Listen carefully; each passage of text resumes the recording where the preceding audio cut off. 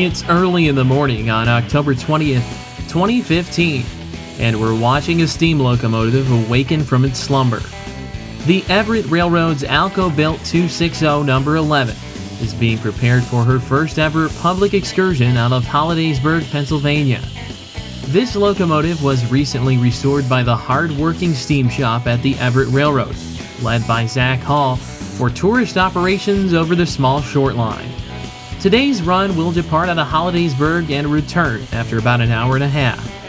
The highlight of today's run, an adventure in a pumpkin patch. The children on board will have the opportunity to pick out a pumpkin for the upcoming holiday of Halloween. For Mom and Dad, it's not just a weekend out with the family. It's an unforgettable journey that will last a lifetime. With beautiful Pennsylvania countryside rolling slowly by the train, riding the Everett Railroad is truly a spectacular experience for people of any age. After the train has been assembled and inspected by the crew, the number 11 and the accompanying coaches arrive at the newly constructed Hollidaysburg Depot. One of the interesting facts about the Everett Railroad is that all of the coaches are steam heated, making the Everett one of 2 railroads in the state of Pennsylvania to have such equipment. For the rail fan, it gives one the perspective of what it was like to ride a local passenger train straight out of the 1920s. After all passengers are accounted for, the train departs Hollidaysburg.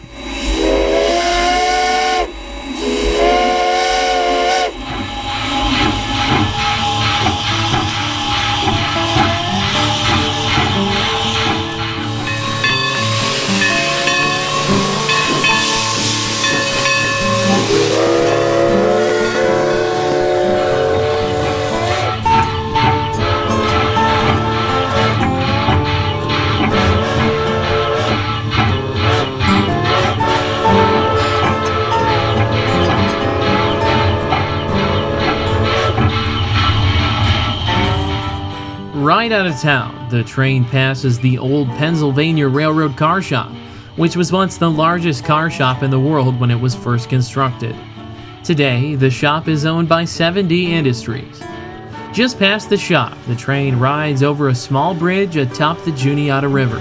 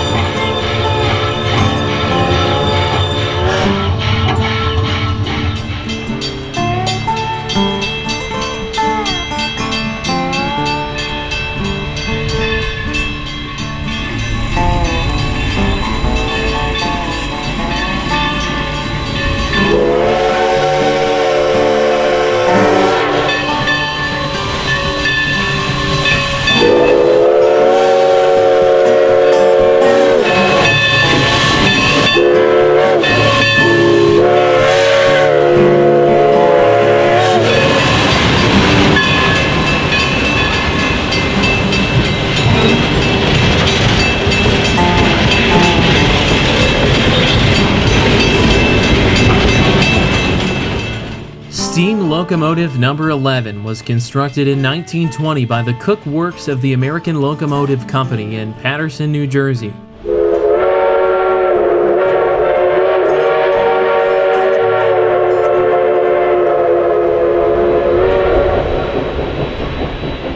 It is known as a 260 or mogul type and was one of 54 engines of 4 different wheel arrangements built between 1920 and 1925, intended for export to Cuba and use in that country's sugarcane fields.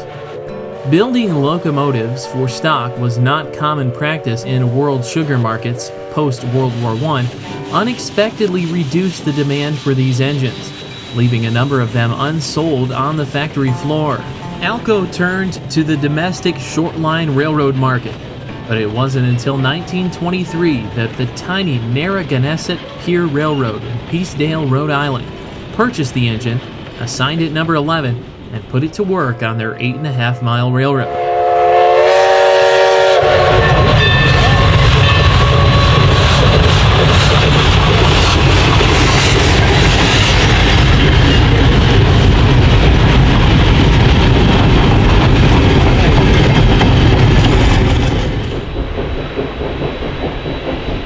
Number 11's tenure in Rhode Island lasted for 14 years. It was replaced with a gas mechanical locomotive in 1937 and sold to the Bath and Hammondsport Railroad in Hammondsport, New York.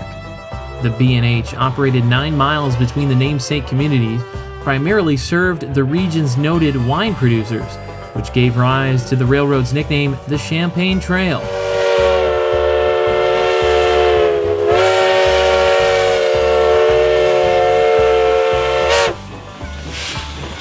Through its working career at both the NP Railroad and the B&H Railroad, engine number 11 was a living symbol of the great American tradition of small, independent railroads, connecting local communities with the national rail network.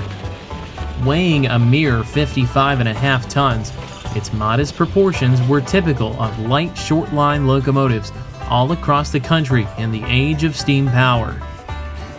The Bath and Hammondsport Railroad retired number 11 in 1949 in favor of diesel power, and the engine, an object of some sentimental attachment, was carefully stored in the railroad's engine house until sold in 1955 to a Dr. Stanley A. Groman for his Rail City Museum in Sandy Pond, New York. From that point on, the locomotive would exchange ownership several different times between several different collectors, eventually finding its way to Alan Maples, the current owner of the Everett Railroad. Upon Alan Maples' acquisition of number 11, it was moved to the Western Maryland Scenic Shops in Ridgely, West Virginia for heavy repairs.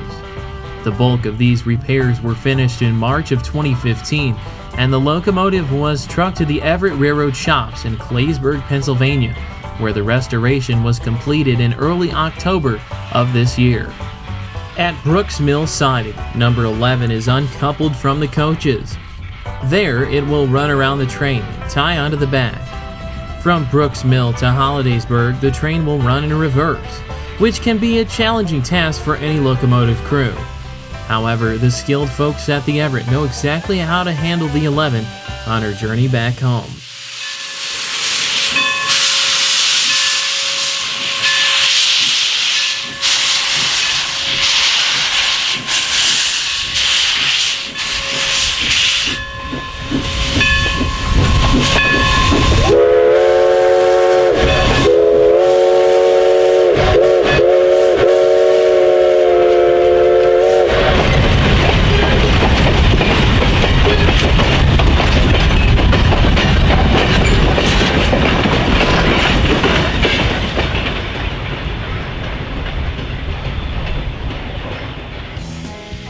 Back at Clatter, a few local children wait for the steam locomotive to arrive.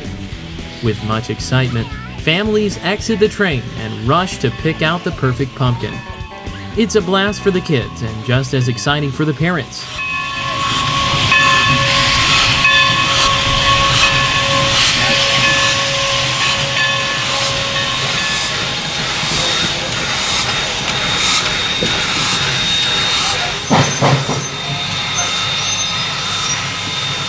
Watch your step. There you go. Go find yourself a nice pumpkin. All right.